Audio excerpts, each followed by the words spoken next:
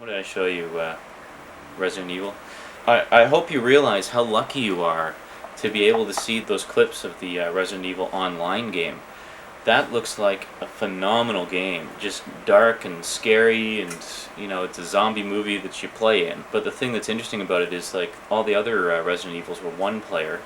This one, you can go online. Like, there's an online adapter kit for the PS2. Sony has their own network that you can... It's just like playing games online through the computer, except it's through your PS2. And then you can play either against friends, or you can go onto the Sony network and play against people, from all over the world. So that's one of the cool things about Resident Evil, is you can play with other people. The other thing is, if you get too injured, apparently, you can actually turn into a zombie and go after your friends. Go after your teammates as a zombie. I don't know how long you'd last. I thought that was kind of cool. But as I'm sure you'll agree from the preview there, it looks like quite a scary game. Like, some really good stuff. I must confess, actually, I was never... Yeah, I always thought the Resident Evil games were cool, but I never thought they were as scary as some other games that I've played. Like, there's a series of games called Silent Hill, which I have the second one. I've played a bit of the first one. I bought the second one a while ago. That is, without question, one of the scariest games I've ever played. It basically takes place in a small town. It's just you. It's all foggy, and there's like creatures in the fog that attack you. And of course, because it's foggy, you can't always see them until you'll hear them. Like, the sound is incredible. Like, you'll hear things all around you, and then suddenly there'll be a monster there, and they're like the most disgusting, gut-wrenching looking monsters imaginable, like all fleshy and gross and blah. You don't know whether to run or fight or puke, So Silent Hill's a really good one. And I just played through another one. I actually bought it a while ago, and then I didn't play much of it because I actually got it at the same time I got Silent Hill, and Silent Hill just kind of preoccupied me, and then I guess I was all horrored out by the end of that. But it's one called Fatal Frame, and it's basically where you're walking around alone in a haunted house, and it is so freaking scary. Like, it's very, very well done, and it has a really innovative combat system as well. You don't have any weapons. You have no weapons at all, but you have to combat these ghosts, because the ghosts will attack you sometimes, right? Other times they'll just sort of wander around, and you follow them, and they'll lead you to clues and hints and stuff. But other ghosts are actually hostile and will injure you. So the only thing you have is an old antique camera, and this camera has this supernatural ability where it can actually see ghosts that normally wouldn't be visible to the naked eye. Also, your character is kind of psychic, so she can also see the ghosts. But with the camera, the way you combat the ghosts is you take pictures of them. And then, I know it probably sounds really cheesy, but it's actually really clever and cool. And then you can get upgrades for the camera, and you can get power-ups and have like a super camera. And I realize this probably does sound really cheesy, but it's actually, it's actually extremely well done. In particular for, the graphics are absolutely beautiful. I mean, this dilapidated old rundown mansion that you're going through is phenomenal. I mean, it's just amazing to look at.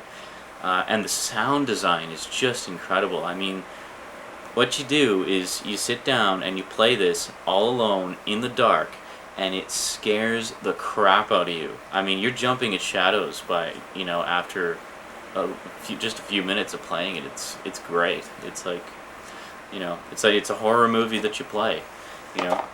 All these games that I'm mentioning here are part of a relatively new subgenre of games that they call survival horror. You know me, I've always enjoyed a good horror movie, so the whole idea of basically horror movies that you play is something that I think is really cool. So I've been checking a lot of these out lately. I noticed you were showing me some game trailers and game demos. I got this here. It actually came with a magazine called Psm Magazine, and it's an independent magazine, which is pretty cool because it basically means it's completely unbiased. Like, they're really brutally honest with their reviews and stuff. So that's really cool. It came with this demo DVD. This slipcase actually was sort of the cardboard backing that it was glued to, and then you just cut it out and put it in, and I got an empty DVD case. And then I got another one, which came with, they put out the DVDs every other month, basically. So, in short, I'm buying this magazine on a regular basis because the DVDs are so freaking cool. What it is that there's no playable demos or anything, it's just a video DVD, but that's okay. So basically it's just meant for you to get a look at games that are coming out or are out, you know, or reviewed or whatever. So that's where I got the Resident Evil Online trailer. And that's all they've shown of Resident Evil Online. That's all that's been publicly released at this time. So you're really lucky you're seeing an exclusive. And that the disc that it's on came out a couple of months ago, so you can't even get the disc anymore. So it's a very rare exclusive preview. So a lot of people are really looking forward to that. Yeah, I've played a few of the Resident Evils. Actually, I've played most of them. I've played the first one, the third one, and Resident Evil Code Veronica X, which was the first one they did for the PS2. They're good games, don't get me wrong. They're just they're a lot more action oriented, and I tend to go for ones that are more sort of about the creepy atmosphere. And both Silent Hill and Fatal Frame, I mean, they have their fair share of action, but it's a lot more about the atmosphere and just the scare factor, if you will. I think I have a hair on my phone. What the hell? I hate it when you... Hang on a sec, I'm going to pause and go to the bathroom, see if I can get... I don't know, I couldn't find a hair. Coffee. Want some coffee? What the hell? I keep thinking there's a hair on my tongue. This is the phantom hair on Sean's tongue segment. I'm going to try to find my lens cap. There it is. There we go. And I will do your patented eclipse fade. And see you later. Bye!